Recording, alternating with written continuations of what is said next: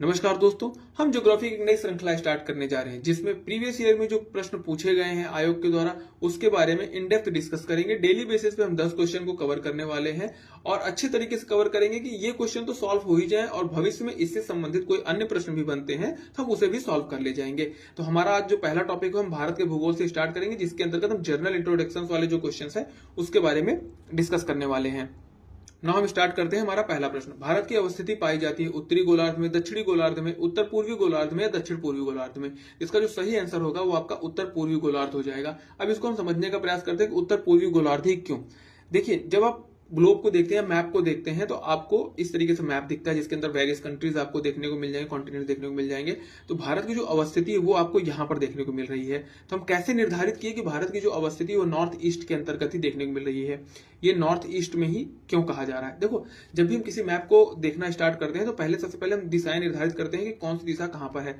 यहाँ पर आपको पूर्वी दिशा मिल जाएगी, यहाँ पर आपको उत्तरी दिशा, यहाँ पर जो है आपको पश्चिमी दिशा और यहाँ पर जो है आपको दक्षिण दिशा देखने को मिल जाएंगी। तो ये चार दिशाएं हमें समझ में आ गई।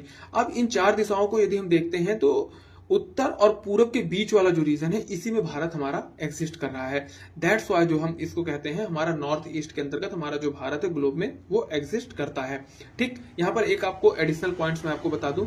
इसे यहाँ पर देखो, आपको कुछ हॉरिजॉन्टल लाइंस दिख रही हैं और कुछ आपको जो है वर्टिकल लाइन ऐसे ऐसे दिख रही हैं। तो जो ये हॉरिजॉन्टल लाइंस दिख रही हैं इन्हें अक्षांश कहा जाता है और यहाँ पर जो आपको वर्टिकल लाइंस है ये इन्हें जो है देशांतर रेखाएं कहा जाता है। एक्चुअल में से खींची नहीं गई हैं, बस हम अपने स्टडी के लिए इसको बना करके रखे हैं। काल्पनिक रेखाएं हैं जिसके माध्यम से किसी भी प्लेस के हम एग्जैक्ट लोकेशन पता कर सकते हैं। वहीं अगर हम यूज की बात करें तो देशांतर के माध्यम से आप टाइम जोन पता लगाते हो, अक्षांश के माध्यम से टेम्परेचर वेरिएशन की चीजें पता की जाती हैं। सो हम नेक्स्ट क्वेश्चन की ओर बढ़ते हैं।